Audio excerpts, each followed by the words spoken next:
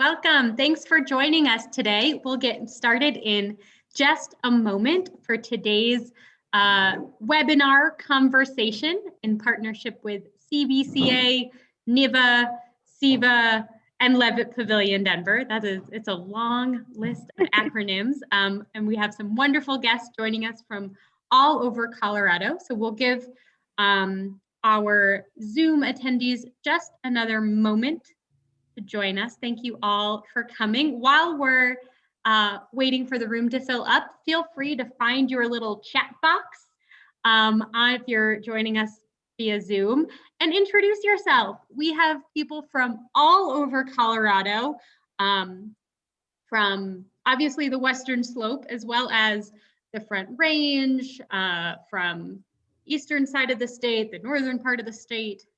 So we want to know who you are. So let us know your name, maybe the organization you're with, and where you're joining us from. Okay, my clock says exactly 4 p.m. Let's get started. Today's conversation is, I think, cutely named "The Hills Are Alive with the Sound of Music." We are focusing on live music and performance venues and festivals on the Western Slope of Colorado. We are so lucky to live in such a geographically diverse state with wonderful urban centers, resort communities, mountain communities, rural plains and agricultural communities, and arts and culture are important to all of them, truly all of them. Arts and music are big business in Colorado, and they are big business even in some of our smallest communities in the state. So that's what we are focusing on today.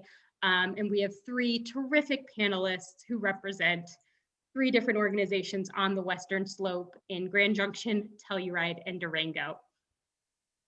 This presentation is hosted in partnership with a few different organizations. I'm Meredith Badler. I'm the Deputy Director of CBCA, the Colorado Business Committee for the Arts. And we are joined with our partners from the Colorado chapter of NIVA, the National Independent Venue Association, and CIVA, the Colorado Independent Venue Association, so that's the state version of that, which is chaired by our friends at Levitt Pavilion Denver. And their Director of Development and Marketing, Jessi Whitten, will actually be moderating today's conversation. And our organizations are hosting these conversations every single month. They're always the last week of the month. Usually they're on a Monday. This month we're on a Tuesday, it's fine, at 4 p.m. So you can keep an eye out for those. We'll be continuing to highlight local conversations that are relevant to our music and performance industry here in Colorado. A few housekeeping items before I turn it over to Jessi and our panelists. If you are watching live today with us on Zoom, thank you, hello. We ask that you stay muted. This helps avoid background noise, dogs barking, anything like that. You're welcome to keep your camera on or off. That's perfectly fine. That's up to you. We do ask our panelists to keep their camera on so we can see them and they can have a conversation with each other. But we still want to hear from you. So find your little chat box, open that up and introduce yourself. Let us know who you are, the organization maybe that you work with, and where you're joining us from in Colorado. That's also how we'll be taking questions. So throughout the panel, if an idea sparks, if you want to learn more about something, if you have a question for our panelists, you don't have to wait until the end, put it in the chat box and we'll make sure it gets addressed either throughout the conversation or at our Q&A at the end. So we love when people are putting links and sharing comments and reactions and questions in that chat. It's a great way to engage in this conversation. We are recording today's conversation as well. So if you are watching on YouTube, hello to you as well. And we're excited to make this link available and we'll share that with all of you after today's conversation too. And I think that's it. Oh, and I should mention we do have closed captioning available. You can also find that on the bottom of your little Zoom screen. All right, that is enough from me. Like I said, we have three terrific panelists joining us. Rick Christensen from the Mesa Theater in Grand Junction, Courtney McClary with SBG Productions in Telluride, and Michele Redding with the Animas City Theater in Durango. And our conversation will be moderated by Jessi Whitten with Levitt Pavilion. So I'm going to turn it over to them. There you go. Take it away. Thank you, Meredith. Thank you, CBCA. Thank you, Rachel, who's making everything run smoothly today. I'm really excited to be a part of this conversation because my coworkers run CIVA. They're heading up CIVA for the Colorado chapter of the National Independent Venue Association. But I have only been to a couple meetings, so I'm coming here with some genuine curiosity, and we happen to be stacked with some really amazing panelists who are coming from these different counties, different experiences, and different roles within their organizations, which I think is going to be really interesting to have the booking side, the owner side, and different kind of experiences like that. So let's just start off with a quick introduction. We know names, we know venues and orgs, but let's go around and quickly describe your organization and what your general arts community was like pre-COVID in a normal setting. And maybe let's start with Michele. Hi, I'm Michele Redding, the owner of the Animas City Theater in Durango. We hosted live music 2 to 3 times a week, as well as showed independent films. We hosted a lot of community events, some school exhibitions, but have been closed since March 15th. Our last show was Dirt Wire. So almost a year now. Wow. God, getting to the anniversary is kind of killer. Let's move to Courtney. And Courtney, of course, you have a totally different experience being focused on these massive events rather than a year-round venue. I'm with Courtney McClary with SBG Productions. I'm our Director of Operations. We own and produce the Telluride Blues and Brews Festival. We produce the Telluride Jazz Festival, and then we own and produce the Durango Blues Train. So down in Durango where Michele's at. And Telluride's known for its festivals. So it's been an interesting year for us. Most of our community hasn't done anything in over a year because of like on the massive scale. Our events were in 2019 and we haven't produced it. Actually, it'll be, I guess, almost 2 years by the time we get to do something. So we are looking forward to that. I also represent kind of the mountain region, and all of our things have kind of come to a grinding halt, whether it be in Paonia, Ridgeway, Ouray, all these little micro events. Everything's kind of at a standstill at this point. So we've heard of your events. I mean, they're legendary in and outside of the state, but give us a picture of how they normally go. Like, what is attendance like? How is the community activated in normal times when example with Telluride Blues and Brews, we're a 9,000 person festival. Another example, just throw it out there because everybody knows Telluride Bluegrass. They're 11.5. And then Telluride Jazz, we're right at 3,000. So these events are on a massive scale, and it's our collaborative staff of 5 year-round employees, and then about 100 and Blues and Brews, about 195 paid staff the weekend of the festival. So we're bringing in a massive effort. Most of those employees are from town, but we have people from Denver, from all over that come in and make this happen. We have a great local infrastructure with the Telluride Town Park. And a beautiful stage. So when we do get music, come check it out because it's worth it. It's once in a lifetime venue if you can only get here once. And we have a great support system within our community of longtime residents. Our production company owner has been here for over 30 years. And I think that the local support is what keeps us going, and the people that kind of bring it in for us. Now, Rick, you're in Grand Junction. Tell us a little bit about your venue and how you exist in normal times. Well, I'm Rick Christensen. I am the GM, talent buyer, marketing director, basically catch all for Mesa Theater, 850 capacity venue in Grand Junction, Colorado. We're a multi-genre venue, so we do anything from harpists to death metal to dubstep to everything in between. I'm also the co-owner of R&B Sound Reinforcement. We do shows all over the state as well as Salt Lake. and Wyoming as well. Our focus being on Colorado specifically, but we do shows, we provide backline, we do marketing, we do design, we do just about everything as a one-stop shop for that as well.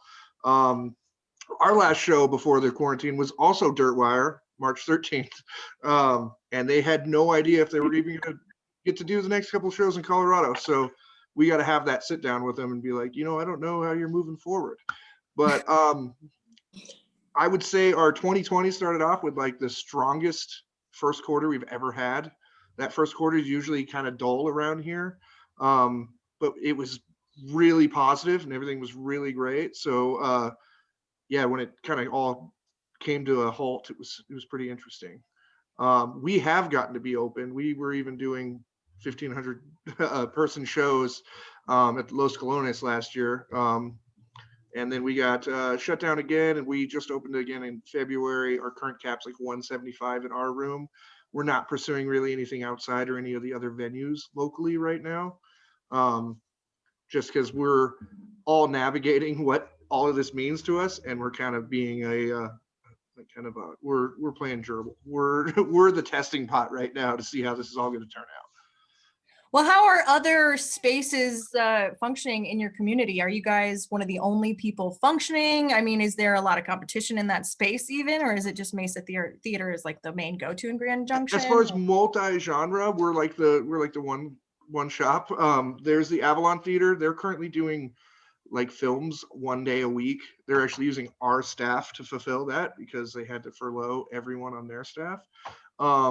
There's also Two Rivers, which is usually used for conventions and stuff like that, but they are currently just closed. Los Colones, we're looking at doing some stuff in May. We're not even sure what our cap's going to be. And then there's also Warehouse 25.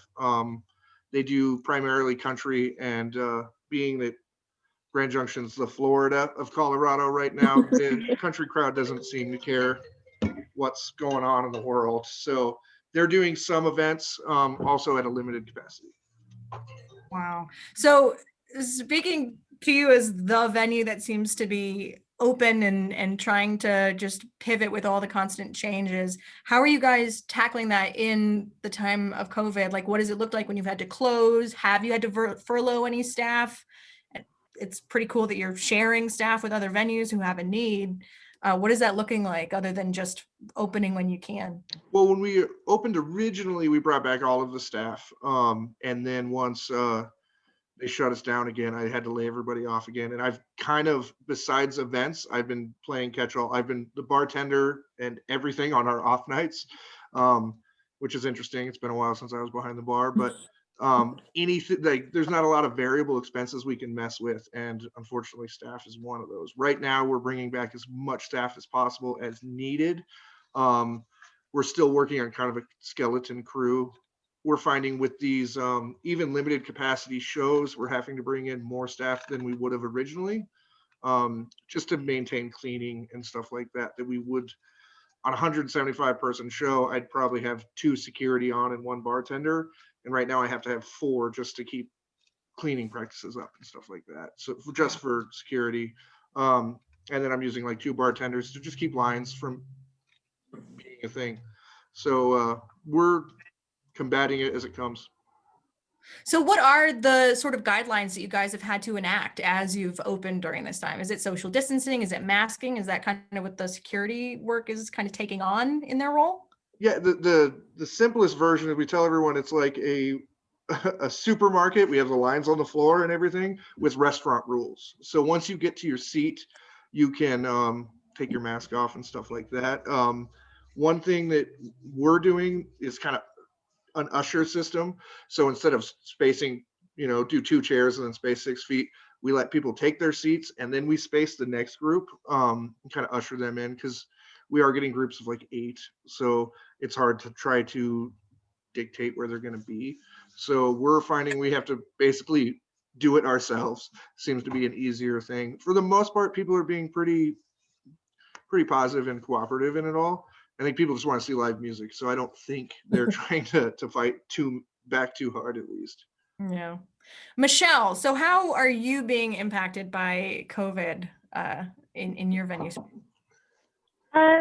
we've been trying to figure out how we can open. We've had to cancel shows, postpone shows, refund a whole lot of tickets.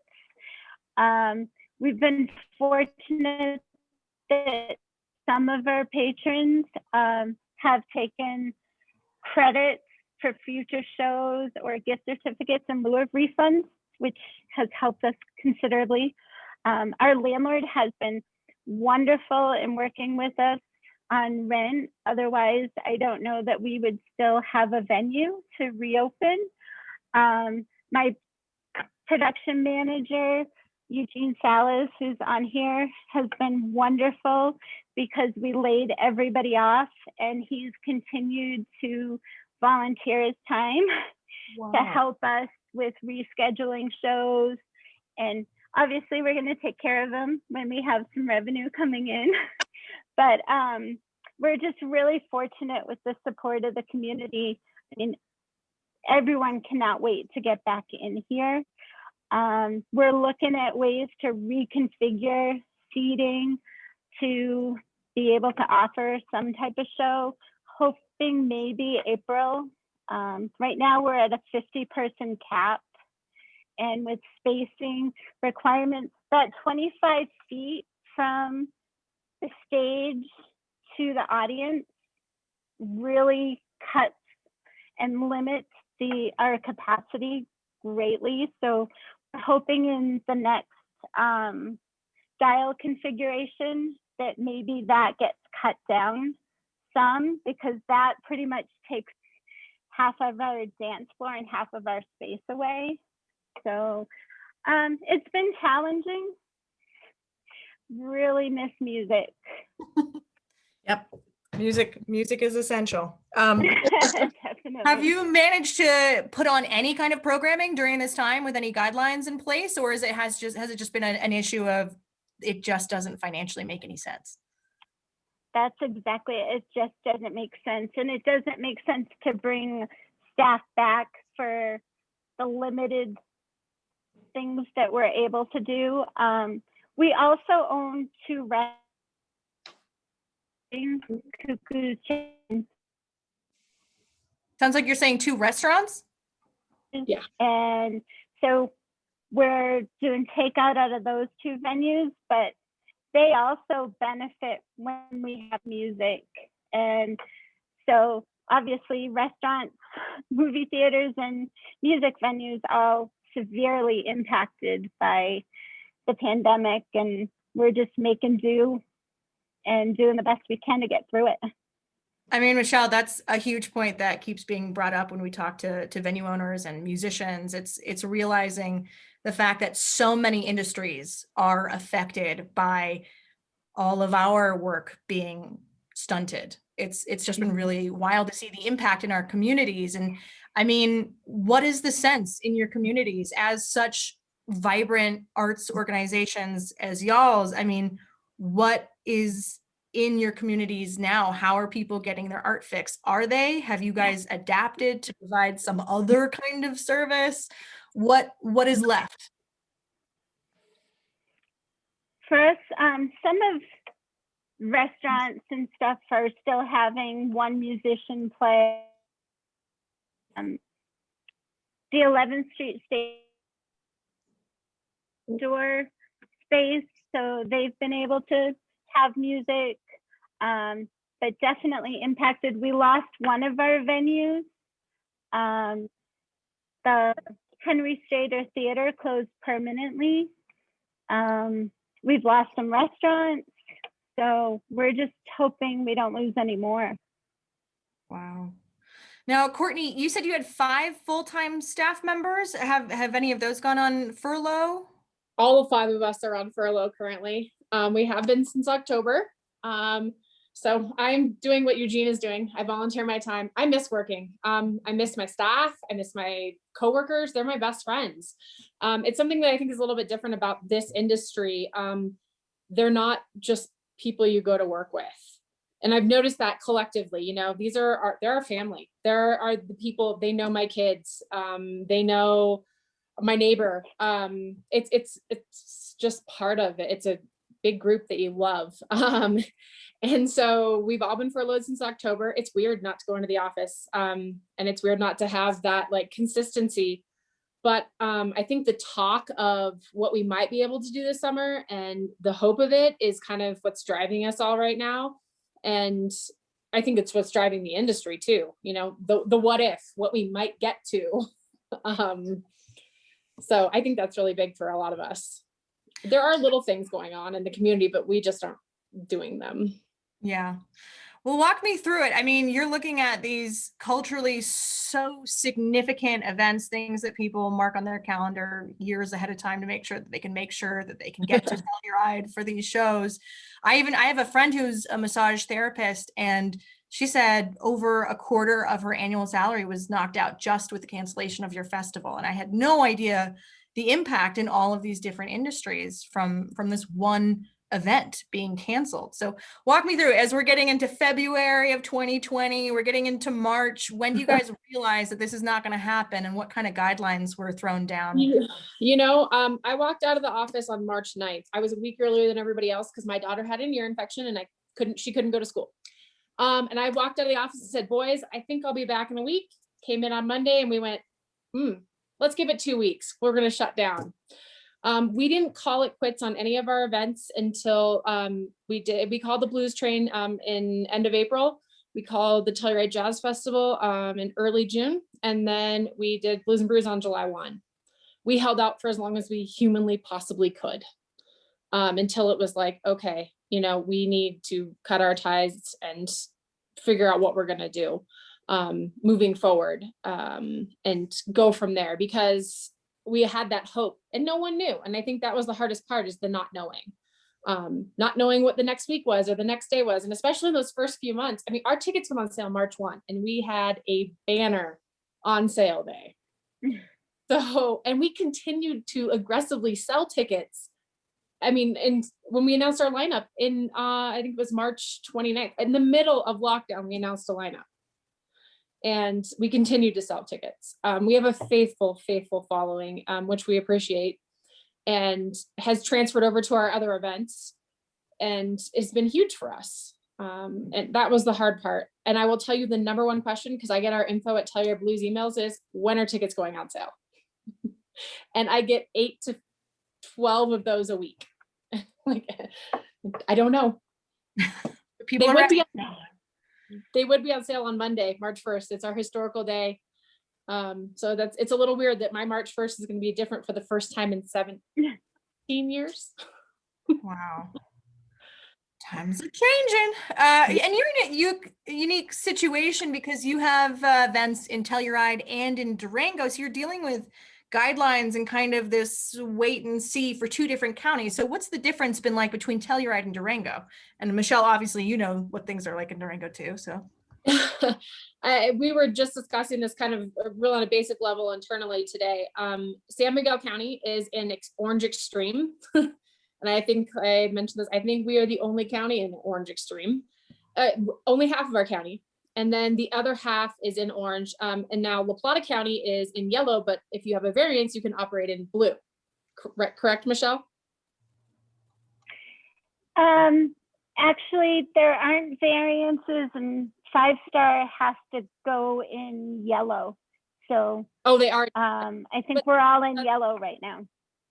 There is a big enough difference even between those two levels. So we're kind of just looking, you know, we're still holding on. We haven't officially made any announcements on those events, but I think as far as later in the summer events, we do 2 blues trains. So I have more hope for the August one than I do the June. I don't know that confined on a small train is where anyone's going to want to be the first weekend in June.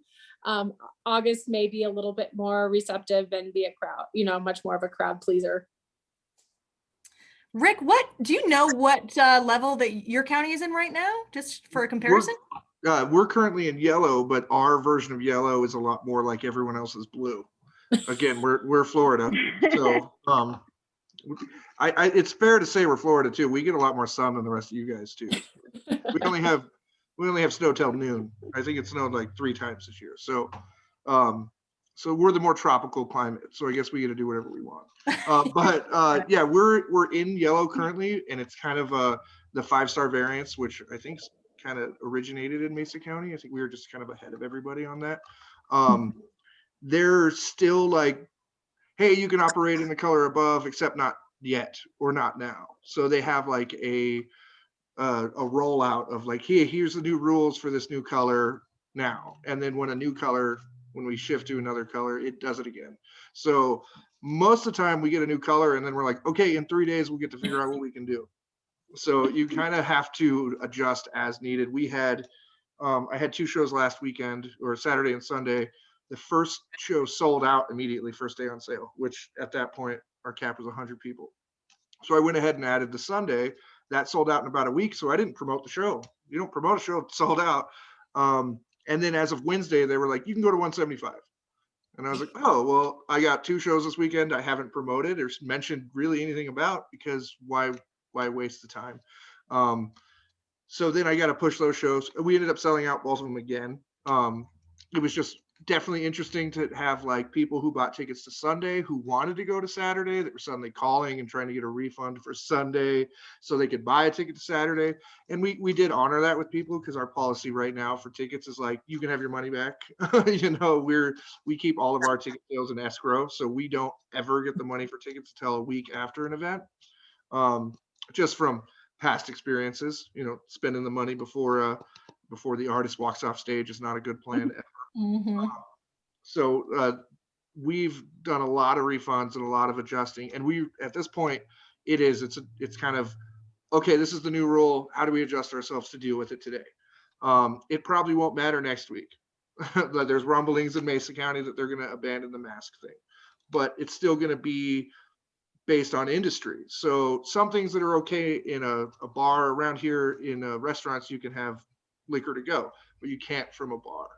And since we're an event space, we got a whole new set of rules. So I think we're all just trying to navigate that kind of together and share notes on what some things mean. There was at one point they did a no live events in Mesa County, but they described an event as something non-typical of the space. So I had to call the Mesa County health department and be like, well, we're kind of an event space, so it's pretty typical that we do events. And they're like, oh, you're fine. You can still do 175 people, but bars can't have like a guy playing guitar in the corner, which then made everyone confused, because like I said, some of the other venues in town are more a restaurant, or they're typically a restaurant, and then sometimes they're a music venue. So they were like, why can't we do events? Like, well, you're a restaurant. Like, well, how come Mesa Theater? Well, because they're an event place. You know, so we're like navigating the local politics of it all as well. Wow, that sounds fully exhausting, and I applaud you for that constant adaptation. I mean, the word pivot keeps getting thrown around during this time, because we all are in some way, but that is just like pivot, pivot, pivot. So yeah, congrats to that. I got to ask Michele and Courtney, how are you guys maintaining contact with your audience and keeping those touch points? How are you keeping yourselves in contact with these people without having your events? We're doing Facebook posts periodically, just trying to engage. One of the things that happened due to COVID is our current website provider and ticket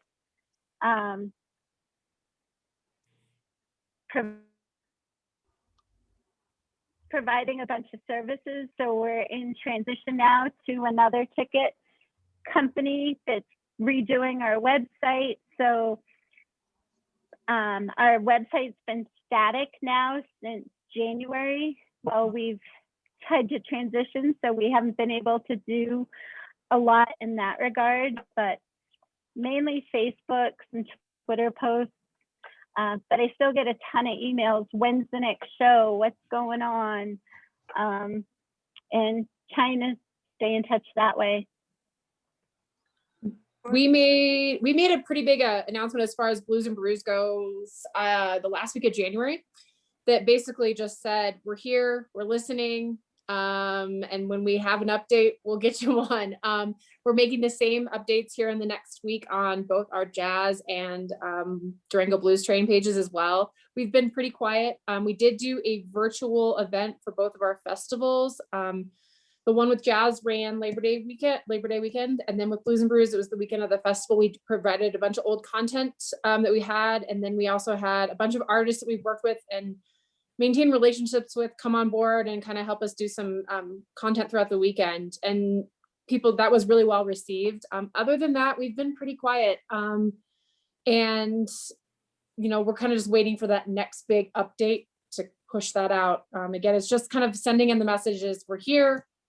And we're waiting for the state and county officials to say, go run or don't run.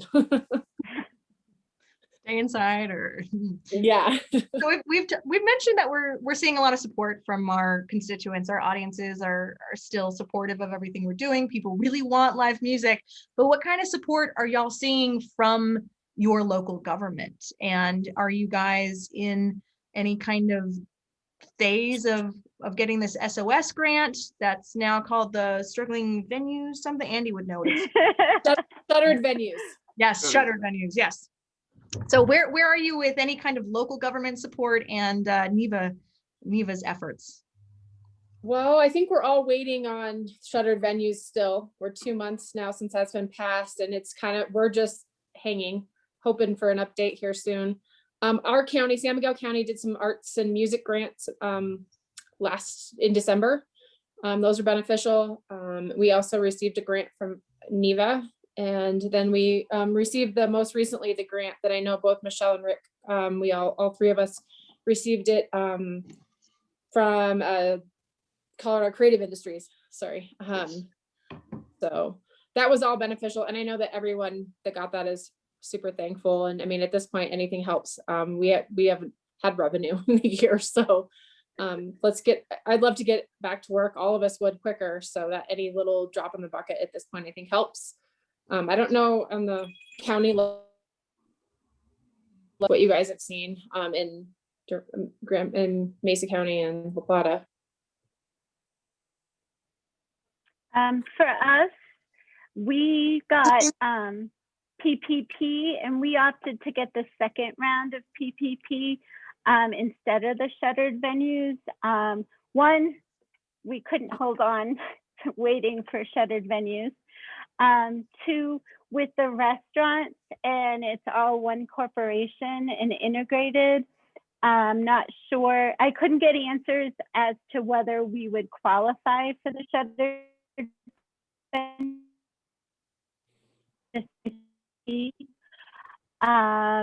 We did get the creative relief grant that Courtney mentioned. That was through the state. We've received a couple smaller grants locally, and then City of Durango just gave us utility relief, so we don't have to pay our water, sewer, and trash removal for 3 months. We just got approved for that a couple of days ago. So it's funny, grant writing has become like a full-time job, tracking down what grants are available, filling them out. It takes so much time. Yeah. And I would rather be making the revenue and working in the venue than all of this grant writing and begging for money. It's crazy. Yeah. I also have become a glorified grant writer. As far as like locally, I have filed probably like 25 or 30 grants, just about anything I can find online. I usually am like, I'm going to give it a shot and I'll spend the time on it. And originally the county didn't have a lot of opportunities. So I actually reached out to the incubator and the health department and the city of commerce or the commerce, everything, and had them write me letters of recommendation so I could submit them with the grants because I was striking out on all grants. I probably submitted 6 grants with their letters of recommendation, got none of them. So I abandoned their letters of recommendation. And yeah, we received that Creative Colorado grant, which was huge. we recently hit that wall where we had to kind of put it out there that we were suffering, and some local artists put together a live stream and actually raised just under $15,000 for us, which was huge. And then immediately it seemed like after we finally asked for help, it was coming from all sides. Our mortgage company reached out and finally agreed to defer our mortgage. The Colorado Creative Grant went through. And just recently, this city is offering a new grant that they said was basically written about us. So we were like, oh, okay. So once we actually asked for help, it's coming. We're also holding out for the SVO. We did the PPP on that first round as well. And I think everyone learned that, or kind of thought we were on the way back up. So we all spent it on our staff, and then it ran out, and then we had to lay everyone back off. We're going to be a little more conservative about how any of these funds are spent. Just going to focus on moving forward, and that's about it. Rick, that story had so many ups and downs. I know. I'm so used to spitting out so much too. I do a lot of interviews with the paper, and I try not to get them to quote me on too much. So I'm like, here is so much information. Get the good parts. Well, I feel like you really hit on something that's really interesting to me. I wanted to kind of talk about the unique benefits and challenges to being in a smaller, more concentrated community. And Rick, I think you kind of nailed some. It sounds like you have a really strong voice in your community, so that when you specifically say, I need help, press is there to talk to you, bands are there to support. Is that what you find in being in a smaller community? Definitely now. When we took the place over, it had a very bad reputation. I had to pay agents in full in advance because they literally just hated the town. It had nothing to do with the venue, or when we took it over, we chose to keep the name, which we knew it had kind of a shady past. But we were like, oh, it's always gonna be Mesa Theater, who cares? And then we had no idea that, like, the struggle, the uphill battle we actually had to go through. And that's where it all kind of accumulates into, like, 2020 was like everyone was in our pot. We had so many friends in the agent world that will literally don't exist there anymore. You know, they've come to learn, oh, well, Grand Junction, obviously it's a smaller community, but we're a great gas stop market. Durango is also one of those great spots where, like, if they're heading to New Mexico or they're heading across the state in any way, they can kind of swoop in. And Telluride's an island, so if something's happening in Telluride, it can still happen in Grand Junction and Durango, and it affects none of our markets. I know Rob's in here. We even do, like, when something happens in Paonia, we're all kind of island out. Like, we're the biggest town as far as Grand Junction for the Western Slope, but we're not really affected if something's happening in Aspen or in Telluride or Ridgeway or Durango. We all on the Western Slope are like, yay. With Colorado being, I'll get the numbers wrong, but I think it's like 5.5 million people in Colorado or something like that. 5 million of them are on the Front Range. So the 60% of the state is on the Western Slope, and, you know, we're 10% of the population. So we get to do some interesting stuff. Anyone else? Courtney, Michele, the challenges or benefits of being in a community like yours? Well, I think Rick nailed it. We're an island out here. And it comes in many forms, whether it be explaining to an artist that you can't get a Marriott, and no, we don't have that flavor of Puerto Rico you want, and we can't get it. You know, and booking, we do see it too. Our only direct competitor, I feel like, is Aspen. We work with Rob, and, you know, I think CIVA, it will also be a great bridge for a lot of us in booking in the future. And I think it's created a lot of relationships that we may not have had in the past, and it's brought our industry closer together. And we are a little islands out in our little seas, but I think there are a lot of commonalities. And, you know, Rick books a lot of the things we book. He books it more as a one-off, whereas we have it, you know, at the festival. So there's a lot of things that we can kind of play off each other. And I think even though we're isolated where we're at and things are a little bit harder, there's a lot of positives we can see from where we're at now and kind of grow what we've accomplished this so far. Yeah, and I feel the same. Yeah, we try to route tours from New Mexico, Taos, and then they'll go to Mesa and up. During the winter, it's a little harder trying to navigate the mountain roads to get to us. We've had some people stuck in the snow and not able to make it.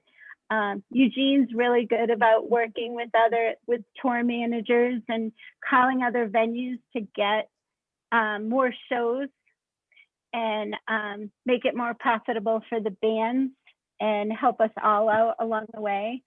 So yeah, but we're also isolated down here, and there's a radius that we don't have a lot of competition to get. Well, you guys are kind of, I'm sorry, what was that? Go ahead. Sorry, just you're leaning in so perfectly into this question that we got from Lisa Gagatos from CIVA, from Denver Arts and Venues. And it's kind of a perfect, beautiful question I'd love to get your insight on. It's how can Colorado come together to build a better music community and support more booking opportunities for bands, venues, and audiences? From your perspective, what would that look like? I think working with CIVA and other venue owners and working together to build tours throughout Colorado, through all our venues, is a great start. I agree with Michelle. Something that we've done at SBG is, we've spent a lot of time over the last few years kind of cultivating relationships with agents and long-standing relationships. So they're not just a business contact, it's almost a friend contact. We, in addition to that, we have relationships with Rob, and I think CIVA is going to really multiply those relationships across the state. So we can continue to grow them, and we have to work together, especially with everything we've been dealing with. And it's like, let's find the next higher road and keep going. Rick, anything to add? No, they basically nailed it. I would say it is helpful that everyone kind of comes from a slightly different background. Especially with the CIVA crew, there's people that, have been in bands forever and did their own booking or whatever, and then kind of built from there. And then other people that went from a completely marketing route or whatever, and then we all kind of accumulated into one location where we're able to kind of share ideas. And I think we're all excited for when we can really start booking and really placing true holds. I have holds in December of 2023. Like I don't know what they mean. But my October, November, and December are blocked out for the entire month by like 6 artists that are like, if we get to do it, we're doing it. So it's gonna be interesting how we all move forward from here. But I think with CIVA, NEVA, and everybody, I think we're gonna have a little bit of insight of how to do that properly, just by communicating, being a little more open. With Telluride Bluegrass, a lot of times I was like, oh, Samantha Fish killed it, getting her, so we'd almost get to let them use an artist that we were eyeing. I know Rob, again, he did that one as well up in Paonia. And then we brought her back for Los Colones just because we thought it'd be something fun to do when nobody else was doing anything. So I think we've all kept an eye on each other, but now we're actually openly talking to each other. And I think that's going to be very helpful. Absolutely. Even conversations like this, I feel like I'm learning so much, and it's nice to know where our audience are each at in our different regions, and kind of on the same pack of partnerships and how we can serve each other. We actually got a question ahead of time from Colin. This is an interesting one. So Colin is from Rockin' Doze. It's a worldwide full service lodging and concierge service for traveling bands and fans, Airbnb for music community. Our main focus is lodging, touring artists and crew, but we also connect them to deals with local services like restaurants, transportation, activities, essentially trying to save artists money in every aspect of tour life. How can services like Rockin' Doze support venues coming out of COVID, and advice on establishing valuable partnerships with venues? Do you guys have any kind of partnerships like this? Are you familiar with this kind of a service? Any advice? I don't have any direct advice because I do exactly what he's talking about as well. So do I. I'm like, We do all of our, I do all of our design, and I do just about everything. I try to do as much booking as possible for an artist to kind of get them along and make sure that they have, you know, someone consistent to work with. But yeah, a lot of what they offer is something that I'm like, that's directly what I'm in every day. 100%. A lot of, I mean, not just myself, but our entire staff, that's kind of our repertoire. Like once something's booked, if they're smaller, you know, passing them on, someone like, you know, Rick or someone in Santa Fe, if they're looking for routing, that's something that we're doing. Services like that, especially like we're the more boutique, smaller company. I don't know where those fit because that's our job and we want to get back to our jobs. Yeah. Yeah, we have a relationship with different hotels.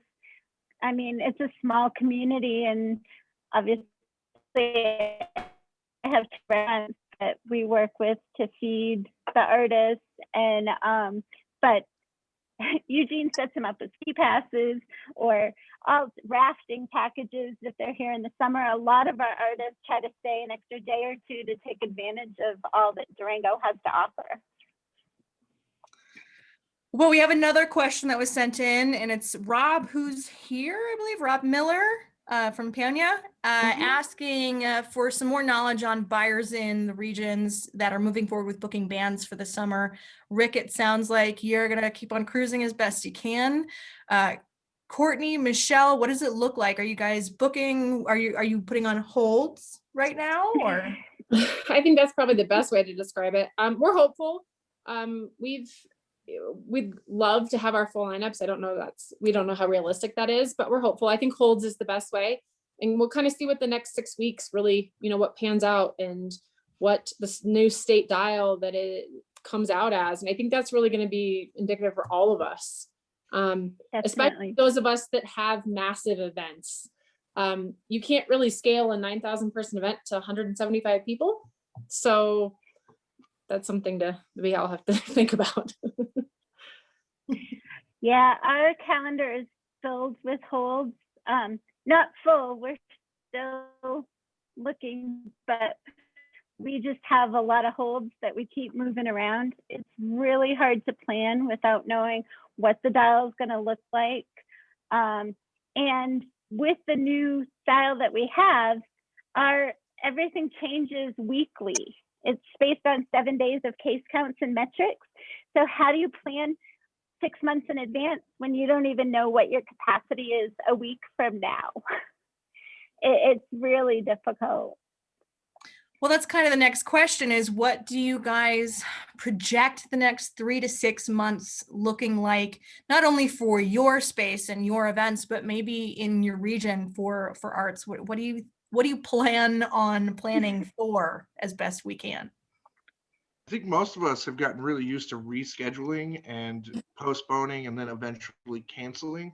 That once you really get down to putting offers together, it's just as interesting, because I put together offers from rooms that are, 100 cap all the way up to 6,000 cap.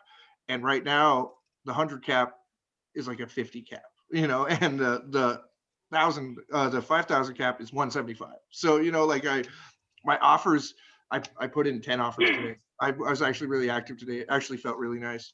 But each one of them, I'm like, well, I might give you more money normally, but at this, maybe we're going to be at half cap. So I got to increase the ticket price already. And then maybe I just don't show that there's any money we can even be made, because we don't know. Like I said, our shows last weekend, we thought they were going to be 100-person shows. They were sold out. That was great.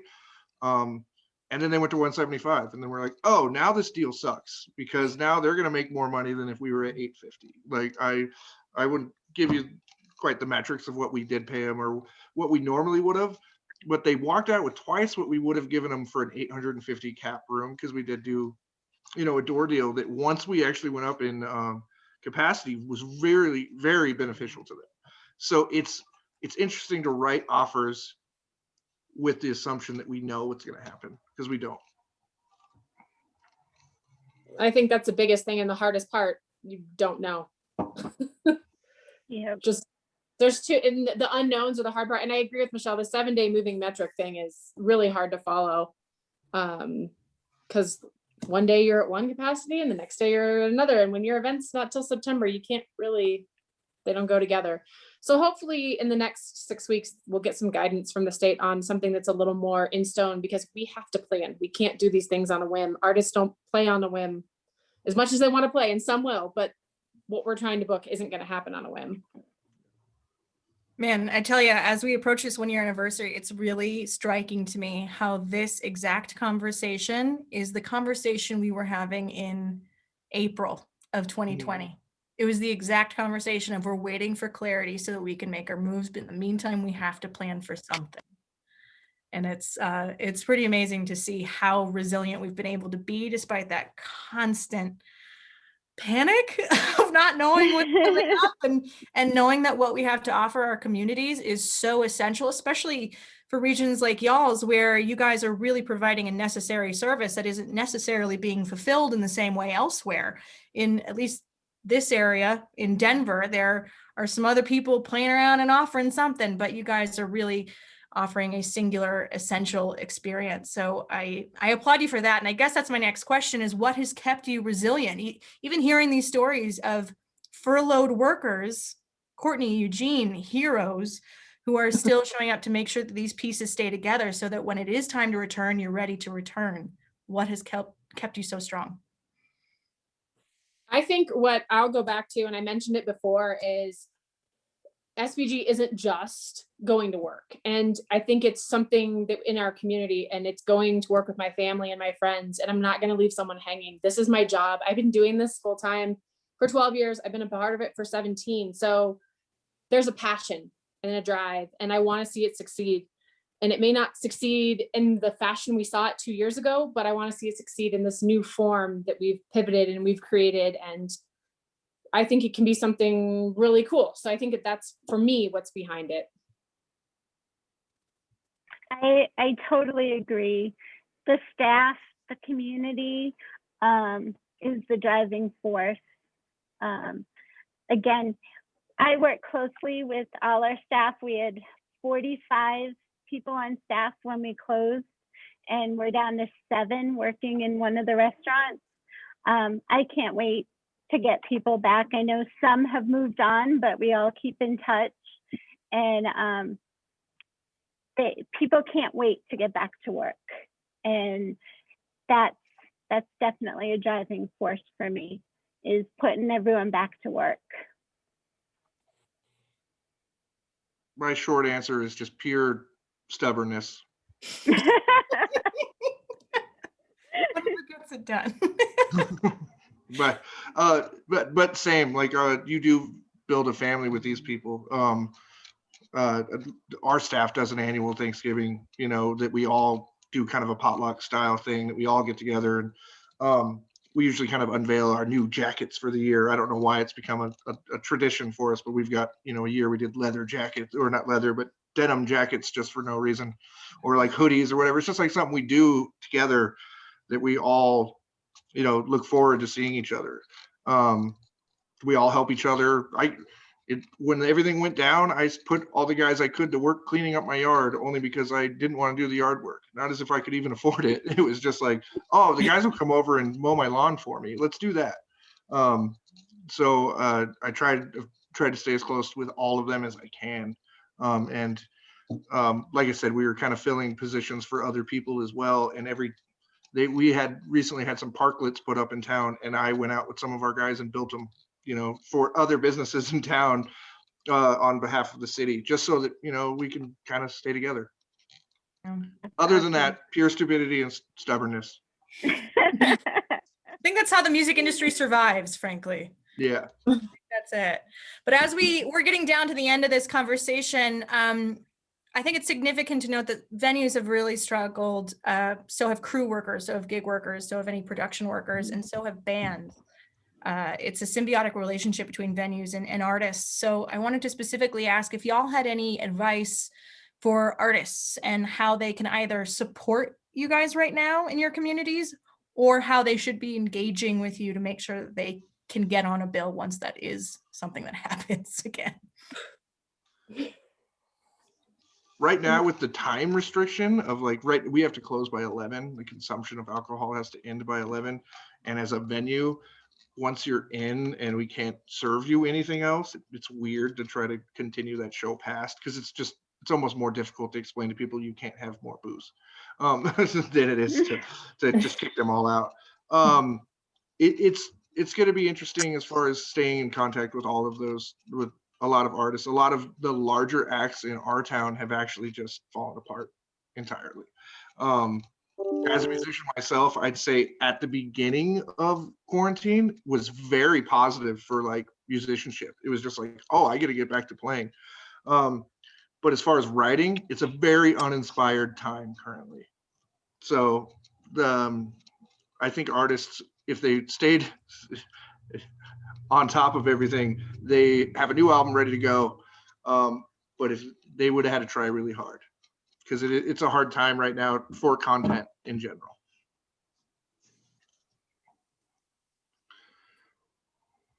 We're going to start hopefully in April doing some really small local shows, 50-person cap.